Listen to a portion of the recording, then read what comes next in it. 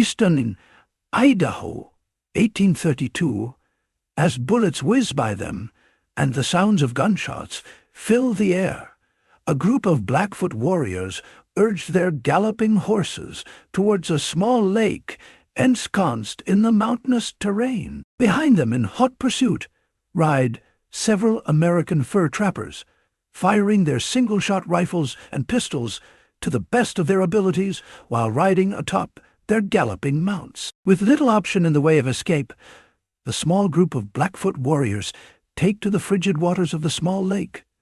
Here, with their horses and water up to their withers, the warriors now launch arrows towards their attackers. The fur trappers in hot pursuit are momentarily stalled, not wanting to risk bogging their horses down in the water by furthering their attack. They retreat to a position on the banks of the small body of water, under cover of the area's abundant temper. From here, they trade shots with the waterlogged Blackfoot, assuming their quarry to be trapped and all but assuredly doomed. But this Blackfoot hunting party the trappers have happened upon are in fact only one small part of a larger band of Blackfoot camped only a few miles away. When one warrior on a particularly fleet pony makes his way back to their village, reinforcements are quickly gathered, and in mere minutes a force of hundreds of Blackfoot warriors are mounted and charging out of the camp towards their brethren who are trapped in the waters of the lake. Soon it is the American fur trappers who are on the defensive, as the newly arrived Blackfoot reinforcements pour over the hilltop behind them. At the head of the attack is a Blackfoot chief named Eagle Ribs. He is a member of the Buffalo Society and among the very few warriors allowed to wear the horns of the buffalo as a headdress. He rides in front of his warriors, all among them incensed at the trappers' attack. In the preceding few months, the Blackfoot had killed numerous fur trappers in the area along the Yellowstone and Gallatin rivers. They are, without question, the most feared tribe among the trappers here on the northern plain. The Blackfoot are a powerful warrior tribe, the ruling power here on the northern plains, a title they have earned through years of ruthless expansion. After the introduction of the horse to their people, sometime in the 17th century, led to a veritable explosion in capabilities in both hunting and raiding. Now, as they turn the tide of the trappers' attack, a shudder flows down the spines of the once bellicose mountain men, as all among them know that while being killed by the Blackfoot will surely be a terrifying end, it will pale in comparison to the agonies that await them should they be taken alive. Now, under a hail of arrows and bullets, the trappers are forced to retreat from their position, abandoning their attack and riding back towards their own camp, several miles away. Just minutes prior to their arrival, the camp had been a typical scene of activities, with men carrying out chores, repairing equipment, and checking their inventories. But as the first riders fleeing the Blackfoot race into camp, the routine of the morning is quickly broken, and it is readily apparent to the trappers that they will now have to take immediate action in a fight for their lives. Now, the men amongst the trappers' forces will soon face the full might of the Blackfoot's martial prowess brought to bear on them here, in the middle of the wilds of the Idaho mountains. Among the trappers is 28-year-old Jim Bridger, one of the most experienced among them, and for all intents and purposes, their elected leader.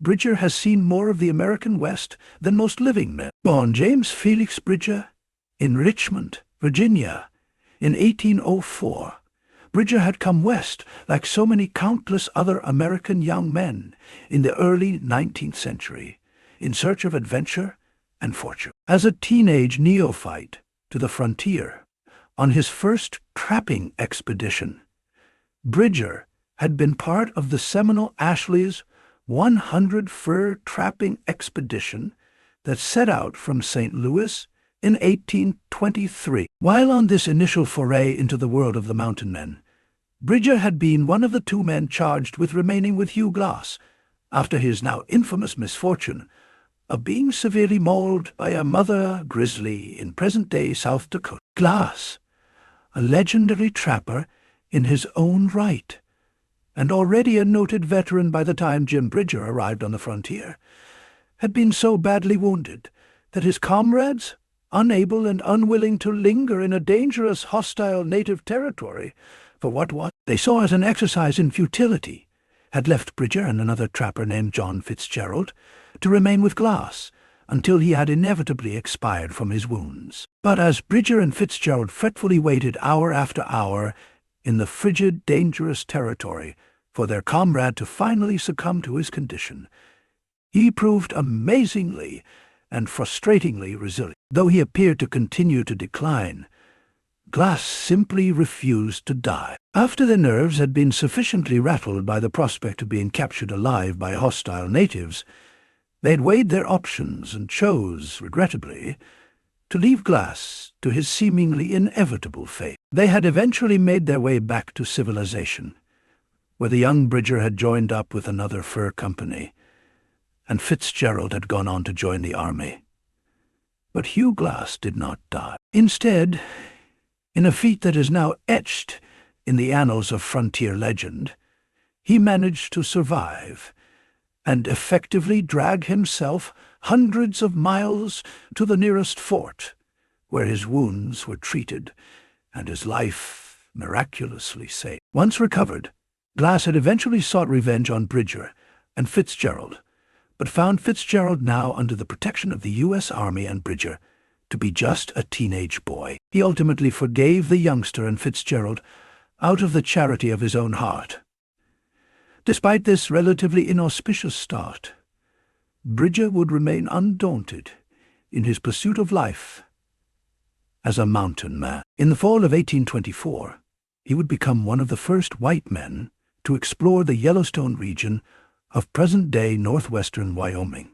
Here, he was one of the first Americans to lay eyes on the parting of the waters at Yellowstone Lake. In 1830, he was part of a group that bought out the legendary Jedediah Smith stake in what would come to be known as the Rocky Mountain Fur Company, a trapping outfit composed of several members of Ashley's 100 who sought to contest the powerful John Jacob Astor's monopolist American Fur Company. By 1834, however, with the decline of the beaver population and growing difficulty in turning a profit in the fur trade, the Rocky Mountain Fur Company was bought out by the American Fur Company and absorbed into Astor's corporate structure. In 1835, Bridger had married a woman named Emma from the Flathead tribe, a people who resided in the ranges of what is today western Montana and eastern Idaho. The couple would ultimately have 3 children together,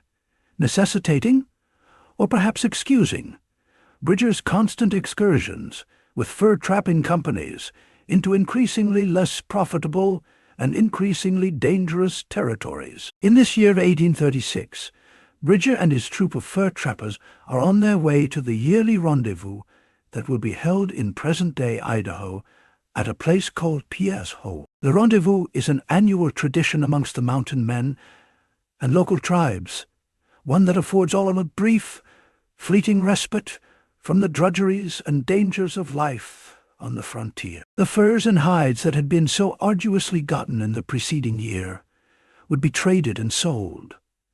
Goods and supplies would be bought and bartered for, and all could partake in the ample good food and drink. Songs, dances, gambling, gossip, as well as romantic liaisons between lonely mountain men and native women, all abound. Though not the debauched and overtly drunken scene that is often portrayed, the yearly rendezvous was a lively and exciting affair. Bridger, as well as the rest of the mountain men and camp, had long looked forward to the affair, and now, with the rendezvous only days away, it had briefly seemed to all that they could almost taste the flowing hard cider and freshly baked breeds.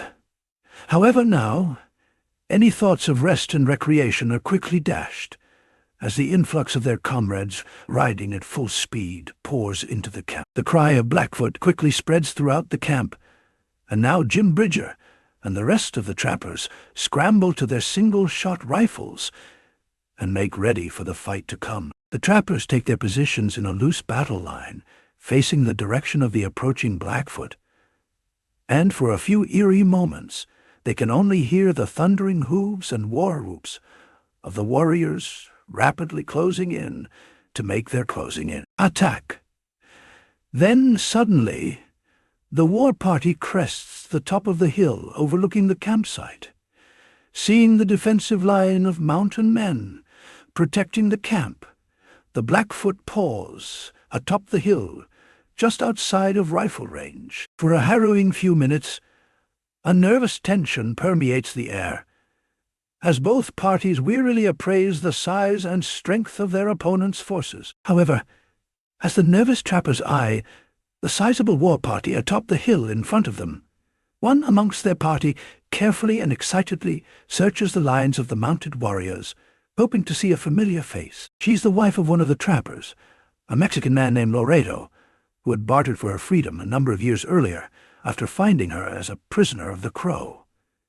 She is in fact a member of the Blackfoot tribe. Though taken from her people as a young woman, she is intimately familiar with Blackfoot culture and customs, and, having not visited this territory for several years, might very possibly be a long-lost relative or friend to the attacking Blackfoot. While she finds no comfort in searching for a familiar face, what happens next brings a brief glimmer of hope to herself and all amongst the trappers. Calmly and coolly from atop the hill, Chief Eagle Ribs now rides forward with a small group of warriors, bearing a pipe of peace and gesturing for the trappers to send a group of their own to discuss peace negotiation. Now Jim Bridger enlists the help of the Blackfoot woman to act as an interpreter, and Bridger, the woman, and a small group of trappers now make their way towards the expanse between the two lines, all the while wary of a surprise attack from the two lines. Blackfoot,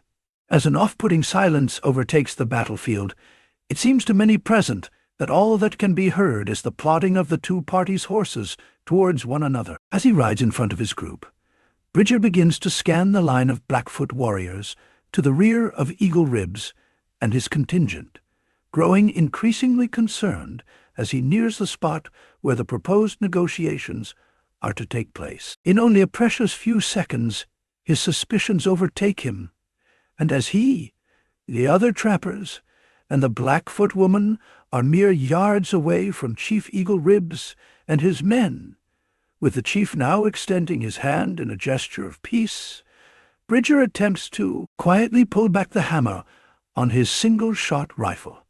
But, in the tense silence that has befallen the would-be battlefield, the minute action resounds with a voluminous click, audible to all of those present, especially to Chief Eagle Ribs. The Blackfoot chief instantly grabs the barrel of Bridger's rifle and thrusts it towards the ground.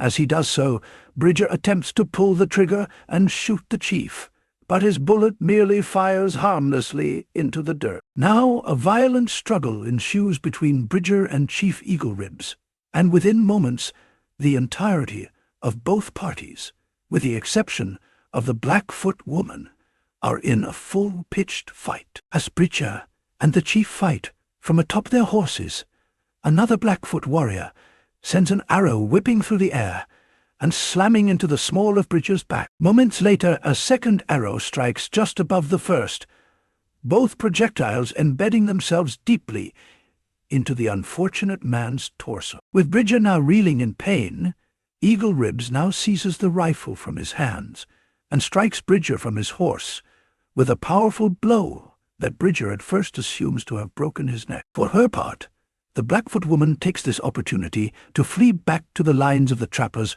and her husband and infant child. The Blackfoot warriors, however, quickly thwart her escape, cutting off her path and driving her back towards the Blackfoot. The distressed young mother now becomes irate, screaming inconsolably to be allowed to return to her child. The Blackfoot at first appear unmoved, but after recognizing her as a member of their own people, Chief Eagle Ribs instructs the young woman to call out to her husband and ask him to bring the child to her. He assures her that her husband and child will not be harmed.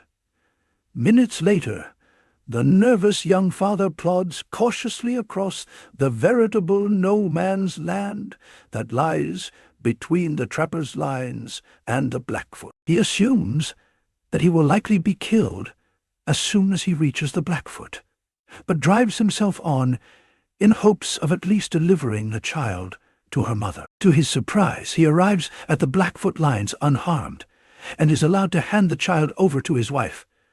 However, this is where the charity of Eagle Ribs and his warriors has been exhausted. The man is instructed to now leave his wife and child and return to the trappers. He is promised that he will be left unharmed as he crosses, and that his wife and child will be cared for. The unnerved trapper now makes his way again across the expanse of mountainous prairie, feverishly wondering if he has seen his young family for the last time. For the time being, it appears that he has, as the Blackfoot now take their newly returned tribal sister and her child with them as they sink over the hills and into the wilderness.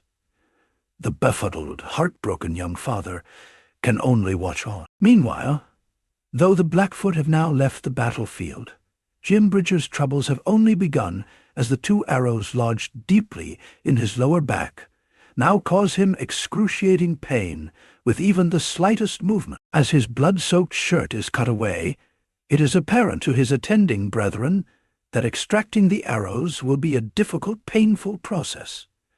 While one of the arrows is pried free with relative ease, the second remains lodged immovably. The arrows employed by this band of Blackfoot are steel-tipped, acquired from trade with the British. Unlike their stone predecessors, these tips do not break or shatter, but bend and hook upon impact, making the extraction of a warped arrowhead all but impossible. After several excruciating attempts, the decision is made that the arrowhead will have to be left. The mountain men present, acting as rudimentary though serviceable physicians considering the circumstances, agree that any further surgical incursion into the wound by their untrained hands will only cause more damage. And so the bent steel arrowhead is left where it has struck, embedded in the soft tissue of Jim Bridger's lower back.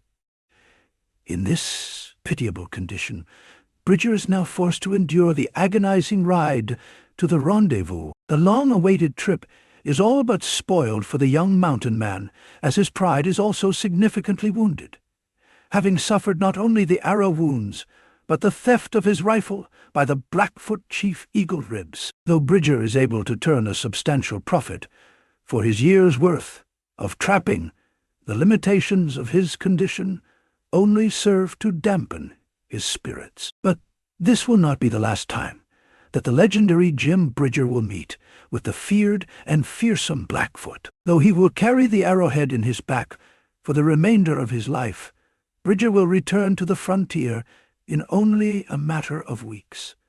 And, over the course of the succeeding years, he and his trapper cohorts will meet the Blackfoot in countless brutal confrontations in the fight to control the northern plains. But the many stories of the fabled life of Jim Bridger, as well as the countless instances of heroism, ferocity, selflessness, and tragedy that will occur in the battles between the mountain men and the Blackfoot in the years to come, are for tonight. Other stories for other times. Thank you for joining us on this episode of History of the OK Corral.